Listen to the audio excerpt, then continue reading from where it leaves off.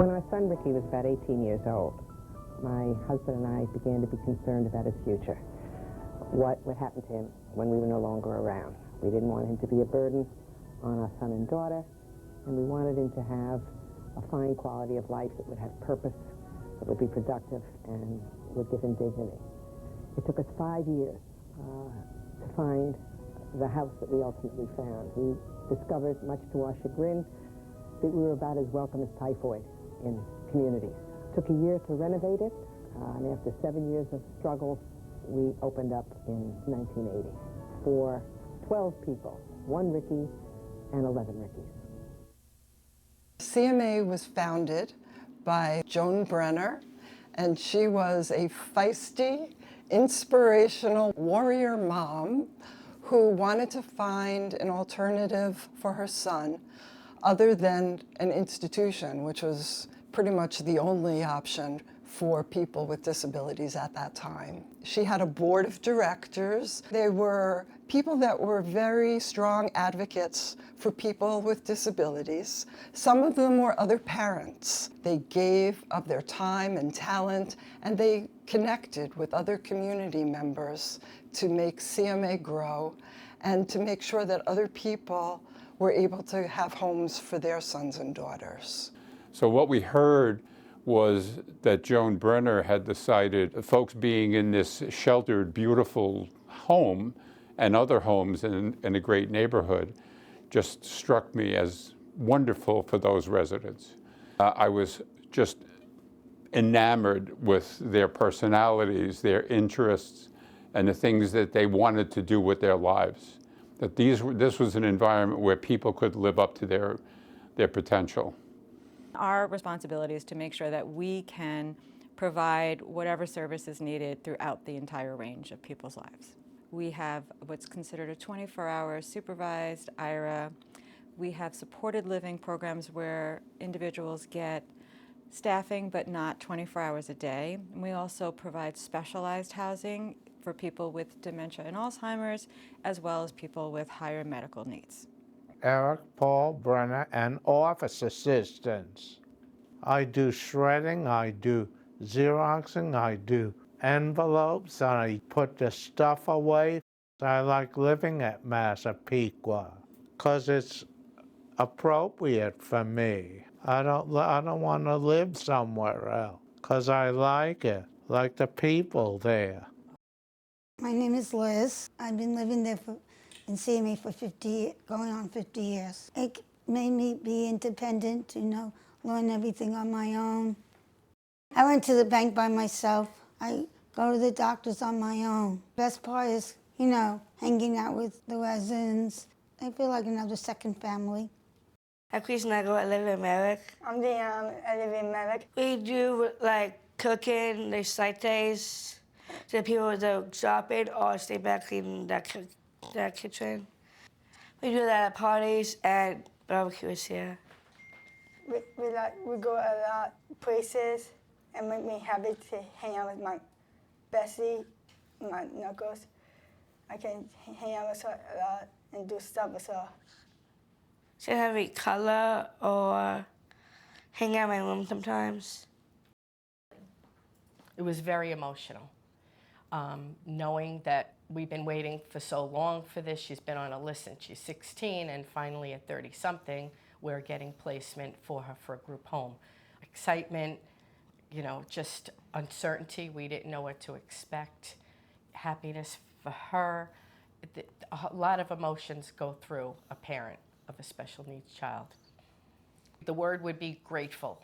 CMA is absolutely wonderful. This was the best fit for my daughter, and they have just been over the top with any of my expectations that I've had for my daughter. Sometimes it takes them a little while to see us as a partner.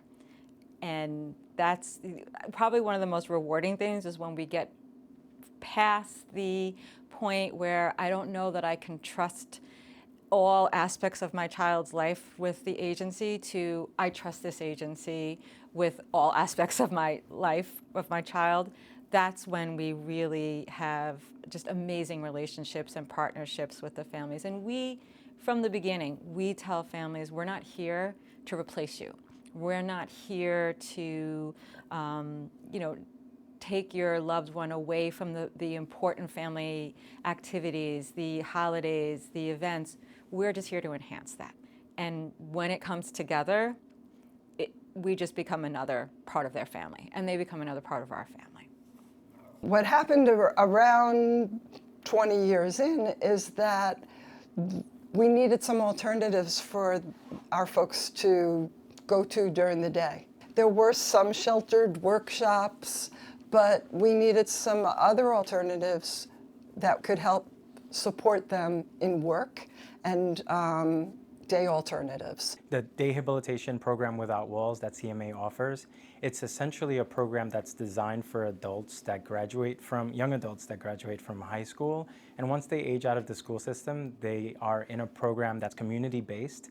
So it really has them learn anything from vocational, academic, lifestyle, technology skills, where they're able to really learn and gain those independent skills to really thrive in the real world, as we call it. A lot of our vocational services really, relate to community partnerships and ensuring that they're, increased and expanded upon, just so that it offers a full range of different opportunities for people to get placed in different jobs. We cook, we do a lot of jobs like cafe cancer, recycling, book delay, to all the group homes, site maintenance, cleaning. My name is David Holton. My name is Harnett Singh. I do different activities like glee club, music therapy, pet therapy, podcasting, even outdoor activities. CMA brought good changes. When I was just by myself at the house, I wouldn't have much activities to do. Like I would just have to. I was exercising, but that's the only thing that I could do by myself, and I couldn't do anything else. And then when I came into CMA, I had so much more activities to do. I'm Wes DiMarino. Hi, I'm Ron DiMarino. I'm Wes's dad. I like being at CMA because I get to work on different stuff. I like to work on the computer a lot, do typing skills. That makes me feel positive.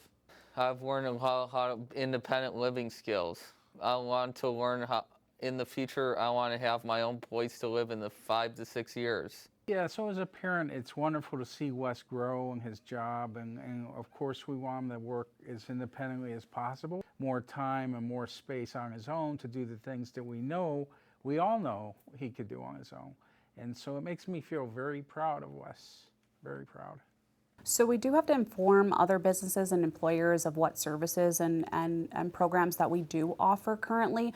I do believe we want to make ourselves more visible and create more awareness for the public, for the community, so that they understand our programming, they understand what supports and are out there for people, so that we can engage people in a collaborative manner. I'm proud of where we've come from and where we are now.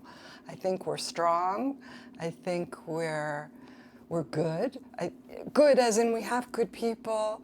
I think people are happy. I think that we're doing the best we can, and I'm excited about what we can do in the future. So in the next 10 years, I see CMA supporting innovative programs, housing opportunities for people with disabilities, our programs being even bigger. And by bigger, I mean supporting more people, more locations, maybe not sticking just to Long Island and New York City. And so, programs for small as 3-year-olds, daycare, especially for children with autism, to housing opportunities for just seniors. I would really like to see this program go beyond Nassau County, to be honest. Going out into Suffolk, even possibly parts of eastern New York City, and really growing to meet the needs of everybody that's interested in really growing and developing community relationships, as well as becoming more independent. You know, at the end of the day, one of the ultimate goals of the program is to take us out of business and have everybody thrive and really live independent lives. I'd like to see our program be featured, you know, in a digital platform, hence why we started the podcast. We're hoping to go live soon with that. We also love to have more technology programs and arts, you know, opportunities so that our folks can be really featured in their communities as independent creative thinkers. Joan Brenner has created a legacy of advocacy, passion, family, inclusion, and most importantly, a legacy of love.